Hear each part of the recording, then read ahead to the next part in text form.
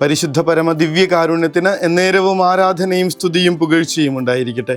പരിശുദ്ധ പരമ ദിവ്യകാരുണ്യത്തിന് എന്നേരവും ആരാധനയും സ്തുതിയും പുകഴ്ചയും ഉണ്ടായിരിക്കട്ടെ. പരിശുദ്ധ പരമ ദിവ്യകാരുണ്യത്തിന് എന്നേരവും ആരാധനയും സ്തുതിയും പുകഴ്ചയും ഉണ്ടായിരിക്കട്ടെ. ക്രിസ്ത്യാനി, നിനക്കുള്ള ഓർമ്മപ്പെടുത്തലാണ് ഇന്നത്തെ സുവിശേഷവും ഒന്നാം വായനയും. ഒന്നാം വായനയുടെ അവസാനം എങ്ങനെയാണ്? എന്തെന്നാൽ ദൈവത്തിൽ നിന്ന് ജനിച്ച ഏവനും ലോകത്തെ കീഴടക്കുന്നു, ലോകത്തിന്മേലുള്ള വിജയം ഇതാണ് നമ്മുടെ വിശ്വാസം. ലോകത്തിന്മേലുള്ള വിജയം. ഒന്നാമത്തെ സുവിശേഷത്തിൽ നമ്മൾ ആദ്യത്തെ വരി തന്നെ ഇപ്രകാരം വായിക്കും: യേശു ആത്മാവിൻ്റെ ശക്തിയോടുകൂടെ ഗലീലയിലേക്ക് മടങ്ങിപ്പോയി. യേശു ആത്മാവിൻ്റെ ശക്തിയോട് ഗലീലയിലേക്ക് മടങ്ങിപ്പോയി. അവസാനിക്കുന്നത് എങ്ങനെയാണ്? എല്ലാവരും അവനെപ്പറ്റി പ്രശംസിച്ച് പറയുകയും അവൻ്റെ നാവിൽ നിന്ന് പുറപ്പെട്ട കൃപാവചസ് കേട്ട് അത്ഭുതപ്പെടുകയും ചെയ്തു. ഈ ലോകത്തെ അതിജീവിക്കുന്ന, ഈ ലോകത്തെ അത്ഭുതപ്പെടുത്തുന്ന മനുഷ്യരായി ജീവിക്കാനാണ് നിയോഗം. ആത്മാവിൻ്റെ അഭിഷേകത്തോടുകൂടെ ഇങ്ങനെ എല്ലായിടത്തും കർത്താവിനെ പറയാൻ, സ്വർഗത്തിൻ്റെ പ്രത്യാശ കൊടുക്കാനാണ് നിയോഗം. ഇതാ ലോകത്തെ കീഴ്മേൽ മറിച്ചിരിക്കുന്ന മനുഷ്യർ ഇവിടെയും എത്തിയിരിക്കുന്നു എന്ന് പറഞ്ഞ് ആദിമ ക്രിസ്ത്യാനികളെ നോക്കി അസൂയപ്പെടുകയും അത്ഭുതപ്പെടുകയും അമ്പരക്കുകയും ഭയക്കുകയും ചെയ്ത ഒരു കാലമുണ്ടായിരുന്നു. ആ കാലം എന്തോ ഇപ്പോൾ നമ്മളെ നോക്കി പുച്ഛിച്ചുകൊണ്ടിരിക്കണേ എന്നുള്ളതാ പ്രശ്നം. കഴിഞ്ഞ ദിവസം ഒരു ഇൻവെസ്റ്റിഗേഷൻ ത്രില്ലർ കാണുമ്പോൾ അതിനകത്ത് കുറ്റവാളിയായിട്ട് ജീപ്പിൽ പിടിച്ചിട്ടിരിക്കുന്ന കുറ്റവാളി പോലീസുകാർ തമ്മിൽ തല്ലുപിടിക്കുന്നത് കാണുമ്പോൾ അവരെ കളിയാക്കുന്നുണ്ട്. നിങ്ങൾ ഈ കേസിൻ്റെ കുരുക്കഴിക്കാൻ പോയിട്ട് ഇവിടെ കിടന്ന് പരസ്പരം മല്ലടിച്ച് മരിക്കും എന്നൊക്കെ പറഞ്ഞിട്ട് നമ്മൾ മറന്നു പോയത് നമ്മുടെ നിയോഗമാണ്, നമ്മുടെ ശക്തിയാണ്. ആത്മാവിൻ്റെ അഭിഷേകത്തോടുകൂടി ജീവിക്കാനായിട്ടുള്ള നമ്മുടെ ജീവിതത്തിൻ്റെ കർത്താവ് ഏൽപ്പിച്ചിട്ടിരിക്കുന്ന ബാധ്യതയാണ് നമ്മൾ മറന്നത്.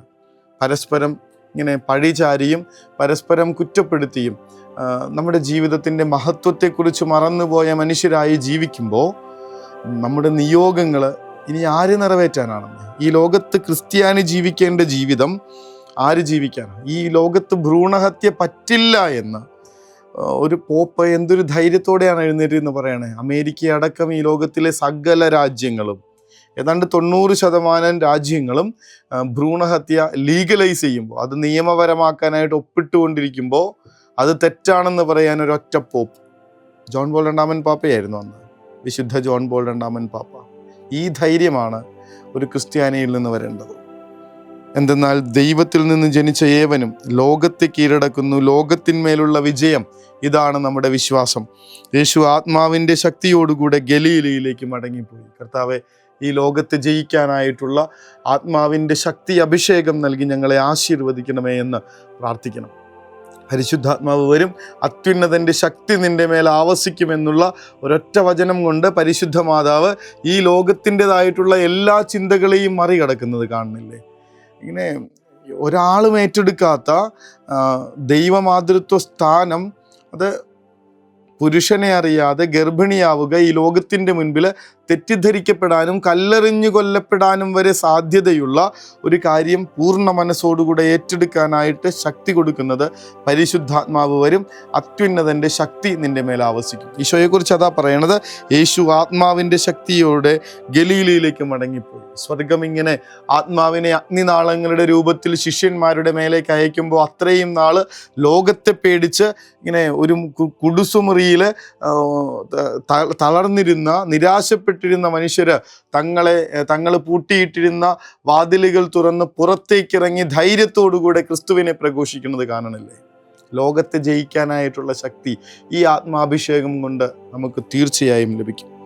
ആത്മാവിൻ്റെ ശക്തിയോടുകൂടെയാണ് കർത്താവ് പറയണത്. ഒരു സാബത്ത് ദിവസം അവൻ അവരുടെ സിനഗോഗിൽ പ്രവേശിച്ച് വായിക്കാൻ എഴുന്നേറ്റ് നിന്നു. യെശയ്യാ പ്രവാചകന്റെ പുസ്തകം അവന് നൽകപ്പെട്ടു. പുസ്തകം തുറന്നപ്പോൾ ഇപ്രകാരം എഴുതിയിരിക്കുന്നത് അവൻ കണ്ടു: കർത്താവിൻ്റെ ആത്മാവ് എൻ്റെ മേലുണ്ട്. അവിടെയാണ് ബേസ്.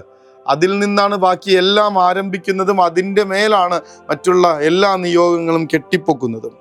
ആ കർത്താവിൻ്റെ ആത്മാവ് എൻ്റെ മേലുണ്ട്, ദരിദ്രരെ സുവിശേഷം അറിയിക്കാൻ അവിടെ നിന്ന് അഭിഷേകം ചെയ്തിരിക്കുന്നു. ഇനി നമ്മുടെ നിയോഗങ്ങൾ: ബന്ധിതർക്ക് മോചനം, അന്ധർക്ക് കാഴ്ച, അടിച്ചമർത്തപ്പെട്ടവർക്ക് സ്വാതന്ത്ര്യം, കർത്താവിന് സ്വീകാര്യമായ വത്സരവും പ്രഖ്യാപിക്കാൻ അവിടെ നിന്ന് അയച്ചിരിക്കുന്നു. എന്നിട്ടും നമ്മൾ എന്തുകൊണ്ടാണ് ഇപ്പോഴും മിണ്ടാതെയും മറ്റുള്ളവരുടെ ഈ നഗരത്തിന് ഇത് എന്ത് പറ്റി എന്ന് പറഞ്ഞിട്ടൊരു പരസ്യമൊക്കെ ഉണ്ടല്ലോ, മറ്റുള്ളവരെ സിഗരറ്റ് വലിച്ചുകൊണ്ടിരിക്കുമ്പോൾ ആരും മിണ്ടാതെ ഇങ്ങനെ എല്ലാം ആരും മിണ്ടാതെ സഹിക്കുന്നത് എന്തുകൊണ്ടാണ്? തെറ്റാണെന്ന് പറഞ്ഞ് ചൂണ്ടിക്കാണിക്കാനും അതിനെ തിരുത്താനും അതിന് പകരം നന്മ എന്താണെന്ന് കാണിച്ചു കൊടുക്കാനുമുള്ള ആത്മാഭിഷേകത്തിൻ്റെ ശക്തി എവിടെ പോയെന്നേ ക്രിസ്ത്യാനിക്ക് പറഞ്ഞില്ലേ. ഈ ലോകത്തെ കീഴ്മേൽ മറിക്കുന്ന മനുഷ്യരായി നിലകൊണ്ടിരുന്ന ഒരു കൂട്ടര് എന്തുകൊണ്ടാണ് ഇപ്പോൾ ഈ ലോകത്തെ ഭയപ്പെട്ട് ലോകത്തോട് കൂടെ സഞ്ചരിച്ച് ഒഴുക്കിനൊത്തു മാത്രം പൊക്കൊണ്ടിരിക്കുന്ന മനുഷ്യരായി മാറിപ്പോയത്? അധികം നാളൊന്നും ആയിട്ടില്ല പുതിയ വർഷം ആരംഭിച്ചിട്ട്, 8 ദിവസങ്ങൾ. ഇനിയെങ്കിലും ഒന്ന് മാറ്റി ചിന്തിക്കാനായിട്ടുള്ള ഒരു തീരുമാനമെടുത്ത് മുന്നോട്ട് പോകണ്ടേ നമുക്ക്. ഇത്രയും കാലം ജീവിച്ചതുപോലെ ചതഞ്ഞ ഞാങ്ങണ പോലെ, കാറ്റത്തുലയുന്ന ഞാങ്ങണ പോലെ അങ്ങോട്ടും ഇങ്ങോട്ടും ഇല്ല എന്ന് പറഞ്ഞ് സാധാരണക്കാരിൽ സാധാരണക്കാരായി ജീവിക്കാനല്ല, നേരെ മറിച്ച് ക്രിസ്തുവിൽ അടിയുറച്ച് കരുത്താർന്ന ഭയമില്ലാത്ത മറ്റുള്ളവരെ പ്രകാശം കൊണ്ട് പൊതിയുന്ന ഒരു ജീവിതം ജീവിക്കാനാണ് എൻ്റെ നിയോഗം.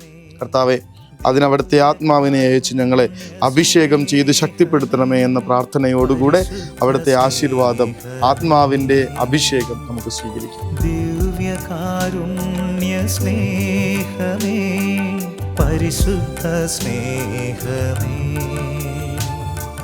പരിശുദ്ധ പരമദിവ്യകാരുണ്യമേ, അനന്ത സ്നേഹമേ, പരിശുദ്ധ പരമദിവ്യകാരുണ്യമേ, അനന്ത സ്നേഹമേ.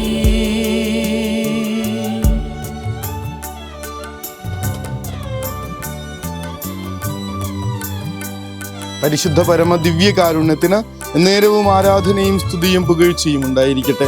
പരിശുദ്ധ പരമ ദിവ്യകാരുണ്യത്തിന് നേരവും ആരാധനയും സ്തുതിയും പുകഴ്ചയും ഉണ്ടായിരിക്കട്ടെ. പരിശുദ്ധ പരമ ദിവ്യകാരുണ്യത്തിന് നേരവും ആരാധനയും സ്തുതിയും പുകഴ്ചയും ഉണ്ടായിരിക്കട്ടെ. പ്രിയപ്പെട്ടവർക്ക് വേണ്ടി, മക്കൾക്ക് വേണ്ടി, സഹോദരങ്ങൾക്ക് വേണ്ടി, മാതാപിതാക്കൾക്ക് വേണ്ടി, കൂട്ടുകാർക്ക് വേണ്ടിയൊക്കെ ഇങ്ങനെ സത്യം കോംപ്രമൈസ് ചെയ്ത നിമിഷങ്ങളൊന്ന് ആലോചിച്ചെടുക്കുക. ഒന്ന് മനസ്സ് ഭാരപ്പെട്ടിട്ട് വേണം ഇന്ന് ഉറക്കത്തിലേക്ക് പോകാനായിട്ട്. ഇങ്ങനെ ഈ ലോകത്തോട്, ഈ ഭൂമിയോട് കോംപ്രമൈസ് ചെയ്തിട്ട് സത്യത്തെ ബലി കൊടുത്ത നിമിഷങ്ങൾ, ശരിക്കുമുള്ള കർത്താവിൻ്റെ വേണ്ടിയിട്ട് നിലകൊള്ളേണ്ടുന്ന മനുഷ്യര് ഭീരുക്കളായി പോയ നിമിഷങ്ങൾ ഒന്ന് ആലോചിച്ചെടുക്കുക. എന്നിട്ട് നമ്മൾ എക്സ്ക്യൂസ് പറയും, കുടുംബത്തിൻ്റെ സമാധാനത്തിന് വേണ്ടിയിട്ടല്ലേ, പ്രിയപ്പെട്ടവരുടെ നന്മയ്ക്ക് വേണ്ടിയിട്ടല്ലേ. കർത്താവിനെ വിട്ടിട്ട് എന്ത് നന്മ, എന്ത് സമാധാനം?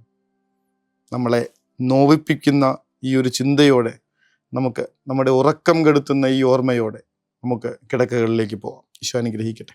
കരുണതൻ കയർ പിടിച്ച് നയിച്ചിടും സ്നേഹമേ, ദിവ്യകാരുണ്യ സ്നേഹമേ, പരിശുദ്ധ സ്നേഹമേ, പരിശുദ്ധ പരമദിവ്യകാരുണ്യമേ, അനന്ത സ്നേഹമേ, പരിശുദ്ധ പരമദിവ്യകാരുണ്യമേ, അനന്ത സ്നേഹമേ.